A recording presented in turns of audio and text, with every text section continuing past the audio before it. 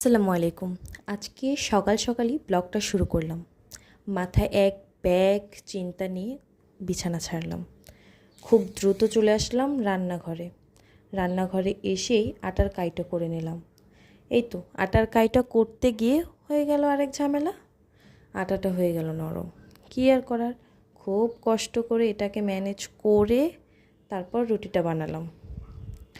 রুটি বানাতে বানাতে এই তো চিন্তা ঘুরতেছে, কখন জানি সবাই উঠে যায়। সময় তো চলে যাচ্ছে, কিন্তু আমার কাজ কই আর এগোচ্ছে। যাই হোক, সময় তো যাবেই, কিন্তু খুব কষ্ট করেই এভাবে পার করতে হবে জীবন।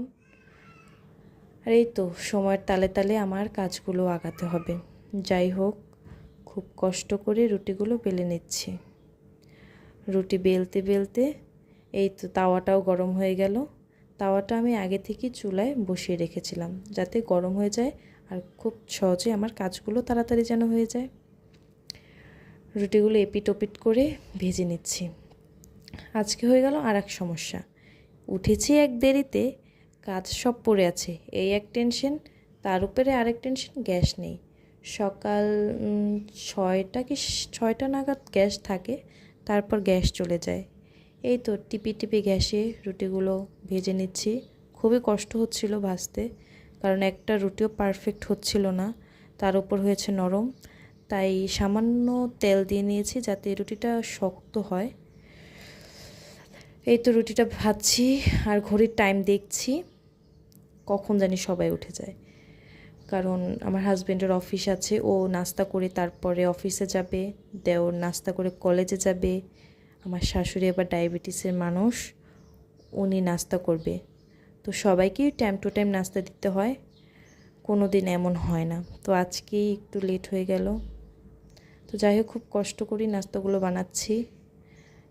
একদিকে গ্যাস নেই, একদিকে টিপি টিপি জ্বালে সব করছি।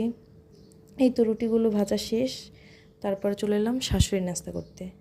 উনি আবার রুটি খান না, ওনার জন্য আবার চাপটি। তাই একটু হলুদ, একটু মরিচ, একটু লবণ, এটা গুলিয়ে চাপটি করে দিলাম।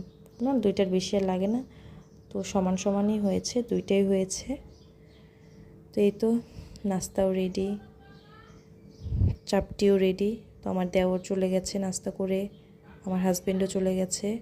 তো সবার নাস্তা টাস্তা করে রান্নাঘরের কাজ টাজ করে সব ক্লিন করে নিচ্ছি। তো এই তো সব কিছু করে তোমাদের সাথেও বিদায় নিচ্ছি। সবাই সাপোর্ট করবে, সাবস্ক্রাইব করবে। আল্লাহ হাফেজ।